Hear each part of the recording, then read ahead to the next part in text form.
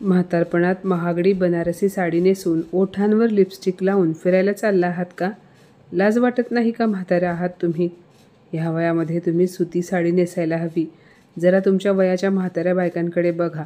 त्या सर्वजणी सुती साड्या नेसतात आणि एवढे नटून थटून फिरायला जाणे तुम्हाला शोभते का? मीनाक्षी तिच्या सासूला कावेरीताईंना मोठ्या आवाजात म्हणाली. सुनेचे बोलणे ऐकून कावेरीताई म्हणाल्या, तू काय एवढी तनतन करत आहेस? ही बनारसी साडी मला तुझ्या बापाने किंवा नवऱ्याने घेऊन दिली नाही काहीही बोलायला. आणि राहिली गोष्ट म्हातारपणात बनारसी साडी नेसण्याची, तर मग मला सांग, तू कधी म्हातारी होणार नाहीस का? आणि जेव्हा तू म्हातारी होशील तेव्हा तू तुझ्या इच्छेप्रमाणे जे हवे ते घालणार नाहीस का? अगं तू तर 2 मुलांची आई झालीस तरी 16 वर्षाच्या मुलीसारखी शॉर्ट्स घालून मैत्रिणीसोबत फिरायला जातेस, पार्टी करायला जातेस. तेव्हा मी तुला काही बोलते का? मग मी ही साडी नेसल्यावर तुला एवढा त्रास का होतोय? आणि एक गोष्ट कान उघडे ठेवून नीट ऐक. सुनबाई, मी काय नेसायचे ते माझे मी पाहून घेईन. याच्याशी तुझा काहीही संबंध नाही. तू तुझ्या कामाशी काम ठेव. मी तुझी सासू आहे. माझी सासू बनण्याचा तू प्रयत्न करू नकोस. एवढे बोलून कावेरीताई हॉलमध्ये बसलेल्या आपल्या नवऱ्याला म्हणाल्या, अहो, पुढच्या महिन्यामध्ये तुमच्या बहिणीच्या मुलीचे लग्न आहे. आपण त्यांच्या मोठ्या मुलीच्या लग्नामध्ये काही कंजूशी दाखवली नव्हती. त्यांच्या संपूर्ण परिवाराला कपड्यांचा आहेर दिला होता. ताईंच्या सासरची मंडळी, मीराच्या माहेरची माणसे किती श्रीमंत आहेत हे पाहून चकित झाले होते. कारण आपण घरातील सर्वांना भारीतल्या कपड्यांचा आहेर दिला होता. तेव्हा तुम्ही सुद्धा किती खुश झाला होतात. रविकांतराव म्हणाले, हो कावेरी, तू बरोबर बोलत आहेस. आपण माझ्या बहिणीच्या मोठ्या मुलीच्या लग्नामध्ये तर मोकळ्या मनाने खर्च केला होता. पण आता असे बोलून रविकांतरावांच्या चेहऱ्यावरचा सगळा आनंद नाहीसा झाला. ते खूप उदास दिसत होते आणि त्यांना असे उदास झालेले पाहून कावेरीताईंनी देखील तोंड बारीक केले. कारण आता त्यांची परिस्थिती पूर्वीसारखी नव्हती. रविकांतराव म्हणाले, कावेरी, असे नाही आहे की आपल्याकडे पैसे नाहीत. मी नोकरी करत नसलो तरी आपल्याला पेन्शन मिळते.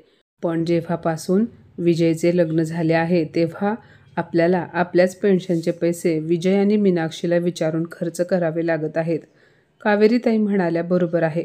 सुनबाई तर आपल्या गरजेच्या वेळी देखील पैसे देत नाही. ती पेन्शनचे सगळे पैसे स्वतःकडे ठेवून घेते आणि मागितल्यावर मोजकेच पैसे देते. अशी अवस्था तर मी या आधी कधीच पाहिली नाही. थोडे जरी जास्त पैसे खर्च झाले तर लगेच भांडायला तयार असते.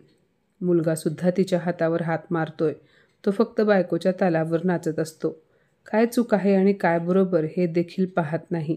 आपल्याच घरात आपण असे लाचार कधीच झालो नाही जे आज झालो आहोत. कालच मीराचा फोन आला होता. ती म्हणत होती, रविदादाला लवकर पाठवून द्या. लग्न घरात बरीच कामे असतात. ताईंच्या मोठ्या मुलीच्या लग्नात सर्व काही तुम्हीच पाहिले होते. त्यामुळे यावेळेसही त्या तुम्हालाच बोलावत आहेत. लग्नपत्रिका छापायच्या आहेत आणि इतरही बरीच कामे आहेत जी तुमच्यासोबत करायची आहेत. रविकांतराव म्हणाले, अगं कावेरी, मीनाच्या लग्नाच्या वेळेस मी नोकरीवर होतो. तेव्हा मला चांगला पगार मिळायचा. त्यामुळे मी उदार मनाने खर्च केला होता. पण ह्यावेळेस मी कोणत्या तोंडाने माझ्या बहिणीच्या घरी जाऊ? कारण सध्या माझ्या खिशात 1 रुपया देखील नाही. जर तिथे गेल्यानंतर मला काही पैसे देण्याची गरज पडली तर कुठून देणार आहे मी पैसे? माझी तर मीराच्या घरी जाण्याची हिंमत होत नाही. कावेरीताई म्हणाल्या, तुम्ही असे कसे बोलत आहात? तुम्ही जर गेला नाहीत तर मीराताईंना वाईट वाटेल. त्यामुळे तुम्ही एक काम करा. आज संध्याकाळी जेव्हा तो कामावरून येईल तेव्हा विजयला पैशांबद्दल बोला आणि त्याच्याकडून काही पैसे मागून घ्या. कावेरीताई आणि रविकांतराव बोलत होते तेव्हा त्यांची सून मीनाक्षी तिच्या खोलीतून तावातावाने बाहेर आली आणि तिच्या सासूवर ओरडली, मी मगाचपासून पाहत आहे. गेल्या 1 तासापासून तुम्ही दोघे म्हातारा म्हातारी एखाद्या लैला मजनूप्रमाणे गप्पा मारत हसत आहात. मला कळत नाही आहे तुम्ही एवढे काय बोलत असता, म्हणून तुमचे बोलणे कधीच संपत नाही. म्हातारे, पटकन उठ आणि स्वयंपाकघरात जा. 5 वाजले आहेत आणि अजूनही मला चहा मिळालेला नाही. मला दुपारी झोपेतून उठल्या उठल्या चहा लागतो, माहिती नाही का तुला? निवांत गप्पा मारत बसले आहेत. बहुतेक माझ्याचबद्दल काहीतरी चुगली करत असाल तुम्ही दोघे. खूप मजा येत असेल ना मला बोलताना? आणि असेही माझ्याबद्दल बोलण्याशिवाय तुमच्याकडे गप्पा मारायला विषय तरी कोणता असेल म्हणा. येऊ देत तुमच्या मुलाला.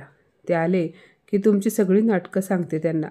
सुनेचे बोलणे ऐकून बिचाऱ्या कावेरीताई उठल्या आणि त्या स्वयंपाक खोलीत निघून गेल्या. त्यांनी पाहिले तर चहासाठी दूध नव्हते. त्यामुळे कावेरीताई रविकांतरावांना म्हणाल्या, बाजूच्या दुकानातून दूध घेऊन या. सकाळचे दूध संपले आहे. पटकन जाऊन या. जर मीनाक्षीला ठाऊक झाले तर ती पुन्हा आरडाओरड करेल. मीनाक्षी तिच्या खोलीमध्ये बसून फोनवर कोणाशी तरी बोलत होती. काही वेळाने विजय देखील ऑफिसवरून आला. त्यानंतर सर्वजण हॉलमध्ये एकत्र बसून चहा पित होते. तेव्हा रविकांतराव धाडस करून विजयला म्हणाले, विजय, आम्हाला काही पैशांची गरज आहे. विजय आश्चर्यचकित होऊन म्हणाला, पैशांची गरज आहे म्हणजे? हे काय बाबा, गेल्या महिन्यात आम्ही तुम्हाला तुमच्या खर्चासाठी 500 रुपये दिले होते. ते खर्च झाले का? अजून 10 तारीखसुद्धा आली नाही. 15 दिवसांसाठी मी तुम्हाला 500 रुपये देतो. ते कमी पडतात का तुम्हाला खर्च करायला? आणि असे खर्चच काय असतात तुमचे? आपल्या नवऱ्याला वडिलांवर भडकताना पाहून संधीचा फायदा घेऊन मीनाक्षी म्हणाली, बरोबर बोलत आहात तुम्ही. दिवसभर दोघे निवांत बसून गप्पा मारत असतात. बहुतेक हे दोघे आपला खर्च कसा वाढवायचा याबद्दल गप्पा मारत असतील. आणि विजय, तुमची आई आजकाल घरकाम करण्यात खूप आळशी होत आहे. तुम्हाला दिसत नाही का त्यांचे वजन किती वाढले आहे? त्या खूप जाड झाल्या आहेत. हे बघा, जर हीच परिस्थिती राहिली तर एक दिवस ह्यांना अंथरुणाला खिळून राहावे लागेल आणि नंतर तुम्हालाच त्यांची सेवा करावी लागेल. विजय म्हणाला, आई, मी हे काय ऐकतोय? तू घरकाम करायलाही उशीर करतेस? घरकामातून अंग काढून घेतेस का? बिचारी माझी बायको दिवसभर घरकामात व्यस्त असते. जर तू तिला थोडीफार मदत केली तर काय बिघडणार आहे? एवढ्या लोकांचा स्वयंपाक बनवताना तिची अवस्था कशी होत असेल याचा जरा विचार कर. रविकांतराव यांनी पैशांबद्दल बोलताच सून आणि मुलाने भलतेच काही बोलायला सुरुवात केली. कावेरीताई हिंमत करून म्हणाल्या, विजय, मी सूनबाईसोबत घरातील सर्व कामे करते. तू दिवसभर ऑफिसमध्ये असतोस, त्यामुळे तुला काहीही माहिती नाही. मीनाक्षी म्हणाली, हो तर, म्हणजे मी खोटे बोलते का? आणि तुम्हीच तेवढ्या खऱ्या आहात. असे बोलून तिने विषय बदलला. ती पुढे म्हणाली, आता ते जाऊ द्या. रात्रीच्या जेवणाची तयारी करायची आहे, त्यामुळे तेवढी भाजी चिरून द्या आणि कणिकही मळून घ्या. कावेरीताईंना खूप राग येत होता, पण त्या सध्या काहीही बोलत नाहीत. त्या गुपचूप किचनमध्ये गेल्या आणि रात्रीच्या जेवणाची तयारी करू लागल्या. दुसऱ्या दिवशी सकाळी कावेरीताईंचे हात खूप दुखत होते. रविकांतरावांनी त्यांना कैरीची चटणी बनवायला सांगितली होती. त्यामुळे त्यांनी मिक्सरच्या भांड्यात कैरीच्या फोडी करून टाकल्या आणि जेव्हा त्यांनी मिक्सर चालू केला तेव्हा मिक्सरचा आवाज ऐकून त्यांची सून तिच्या खोलीतून किचनमध्ये धावत आली. तिने पटकन मिक्सर बंद केला आणि सासूला मोठ्या आवाजात म्हणाली, तुमची हिंमत कशी झाली माझ्या माहेरून आणलेल्या वस्तूला हात लावायची? आयुष्यभर पाटा-वरवंटा वापरून मसाले चटण्या बनवत होतात, मग आताही तेच वापरा. कावेरीताई म्हणाल्या, अगं सुनबाई, माझा हात खूप दुखत होता म्हणून मी मिक्सरमध्ये वाटत होते. आता अर्धे वाटून झाले आहे. मीनाक्षी म्हणाली, ते मला काही माहिती नाही आणि खबरदार, यापुढे कधी माझ्या माहेरून आणलेल्या वस्तूंना हात लावला तर. तिने मिक्सरमध्ये अर्धवट वाटलेली कैरीची चटणी बाहेर काढली आणि मिक्सर घेऊन तिच्या खोलीमध्ये निघून गेली.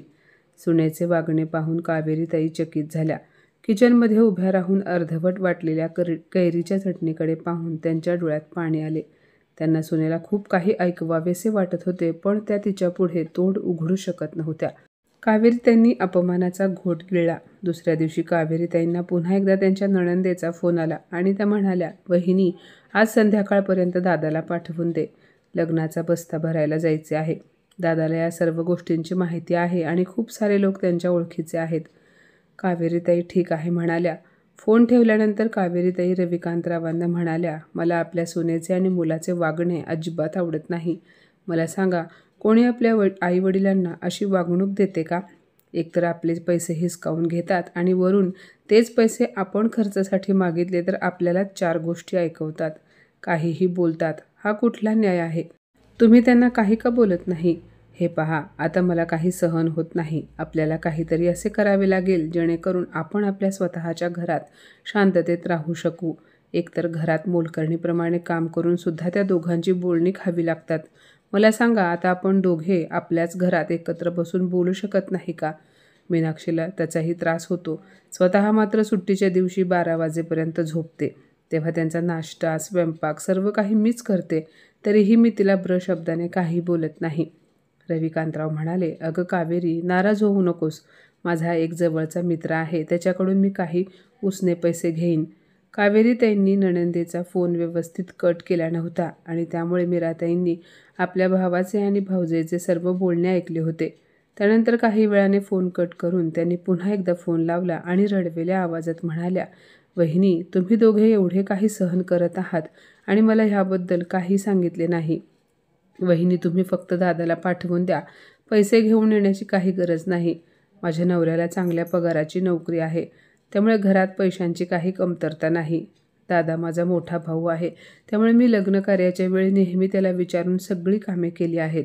तुम्हाला तर ठाऊक आहे, मला सासू सासरे नाहीत, दीर नाही आणि हे एकटे कुठे कुठे लक्ष देणार, म्हणून मी दादाला बोलावून घेते. तुम्हा दोघांशिवाय माझे आहे तरी कोण? हे ऐकून कावेरी त्यांच्या डोळ्यात अश्रू आले. त्यांनी स्वतःजवळ काही पैसे वाचवून ठेवले होते. ते सर्व पैसे त्यांनी रविकांतरावांना काढून दिले आणि म्हणाल्या, आता तुम्ही 2-3 दिवसांसाठी मीराताईंच्या घरी जा. तिथे जाऊन त्यांना कामात थोडा हातभार लावा आणि मग या. त्यानंतर आपण विचार करूया की आपल्याला पुढे काय करावे लागेल. रविकांतराव म्हणाले, तू बरोबर बोलत आहेस कावेरी. आता विजयला नोकरी लागली आहे, त्यामुळे त्याने आपल्याकडून पेन्शनचे पैसे नाही घेतले पाहिजेत. आपल्याला सुद्धा आपल्या औषध गोळ्यांचा, दवाखान्याचा खर्च असतो. त्यामुळे सुनेसमोर, मुलासमोर आपल्याच पैशांसाठी हात पसरणे मला योग्य वाटत नाही. 2 वर्षांपूर्वी जी काही परिस्थिती उद्भवली होती, तेव्हापासून आपल्याला आपली पेन्शन विजयला द्यावी लागत आहे. कावेरीताई म्हणाल्या, मी तो दिवस कशी विसरू शकते. मीनाक्षीला तिच्या माहेरी लग्नाला जायचे होते, तेव्हा तिने खरेदीसाठी 20,000 रुपये मागितले होते. जर ते पैसे विजयचे असते तर मग मीनाक्षीने स्वतःसाठी कितीही खर्च केला तरी आपली काहीच हरकत नसती. पण मीनाक्षीला हे अजूनही समजत नाही की घरात फक्त सासऱ्यांची पेन्शन येते. किराणा सामान, वीज बिल हा सगळा खर्च त्याच पेन्शनच्या पैशातून करावा लागतो आणि आता मीनाक्षी चक्क 20,000 रुपये मागते आहे, तर मग कुठून आणायचे एवढे पैसे? जेव्हा हेच मीनाक्षीला समजावून सांगण्याचा प्रयत्न केला की तुझ्या सासऱ्याला 25,000 रुपये पेन्शन मिळते, मग त्या 25,000 20,000 रुपये तुला दिल्यानंतर शिल्लक राहिलेल्या 5,000 रुपयात घर कसे चालवायचे? आमचे औषधं, गोळ्या, दवाखाना कसा करायचा? तेव्हा विजयला अजून काही नोकरी वगैरे नव्हती. तेव्हा मीनाक्षी म्हणाली होती, तुमच्या मुलाला नोकरी नाही म्हणून तुम्ही मला टोमणे मारू नका. आता तुमचा मुलगा नोकरी करत नाही ह्यात माझी काय चूक आहे? आणि त्यांना नोकरी नाही म्हणून मी काय माझ्या इच्छांचा गळा आवळायचा का? ते काही नाही. तुम्हा दोघांना माझी मागणी पूर्ण करावी लागेल. मला काही माहिती नाही. अहो, इतर घरामध्ये आईवडील आपल्या 4-4 मुलांना सांभाळतात, मग तुम्हाला तुमचा एक मुलगा आणि एक सून सांभाळता येत नाही का? जर तुम्हाला घर खर्च कसा भागवायचा हे माहिती नसेल तर तुम्ही तुमचे पेन्शनचे सर्व पैसे मला द्या आणि मग पहा 25,000 किती व्यवस्थित घर खर्च भागवते, तेही तुमच्या औषध गोळ्यांसहित. एवढी पेन्शन असूनही तुमचे रडगाणे सुरूच असते. सारखे पैसे नाहीत, पैसे नाहीत चा जप करत असता. कावेरीताई म्हणाल्या, अगं सुनबाई, आलेली सगळीच पेन्शन खर्च करून कसे चालेल? थोडेफार पैसे वाचवावे लागतात. उद्या जर आमच्यापैकी कोणी आजारी पडले तर मग आम्ही कोणाकडे हात पसरायचे? त्यामुळे ऐनवेळी कोणाकडे हात पसरावे लागू नयेत म्हणून बचत केलेली केव्हाही चांगली. त्यासाठीच आम्ही गरजेपुरतेच पैसे खर्च करतो. मीनाक्षी म्हणाली, आई, तुम्हाला हिशोब वगैरे करता येत नाही. तुम्ही एक काम करा, यापुढे तुमच्या पेन्शनचे सगळे पैसे मला द्या. मीही शिकलेली आहे. मग बघा मी घर खर्च किती व्यवस्थित सांभाळते. बायकोच्या बोलण्याशी सहमत होऊन विजय म्हणाला, आई, मीनाक्षी बरोबर बोलते आहे. यापुढे तू मीनाक्षीला पेन्शनचे पैसे देत जा, तरच घरामध्ये शांतता देखील राहील आणि सर्व खर्च व्यवस्थित होतील. आणि मीही माझ्या नोकरीसाठी बऱ्याच ठिकाणी अर्ज केला आहे. मला काही दिवसांनी चांगली नोकरी मिळेल, तेव्हा पैशांची काहीच कमतरता राहणार नाही. अशा प्रकारे मुलगा आणि सून पेन्शनचे सर्व पैसे घेण्याचा आग्रह करू लागले. मीनाक्षी 2 महिने पेन्शनच्या पैशाने घर खर्च व्यवस्थित भागवू शकली नाही की देवाच्या कृपेने विजयला चांगल्या पगाराची नोकरी मिळाली.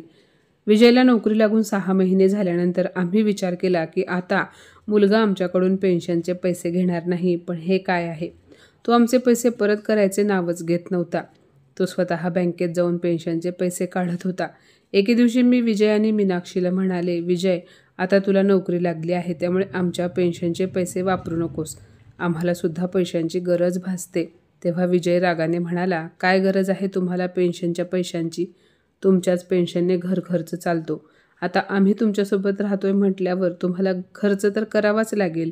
मीनाक्षी म्हणाली, नाहीतर मी माझ्या नवऱ्यासह दुसऱ्या कोणत्याही शहरात जाऊन वेगळी राहू शकते, पण तुमचे उतारवय झाले आहे, त्यामुळे तुमच्या काळजीपोटी आम्ही दोघे तुमच्याजवळ राहतोय.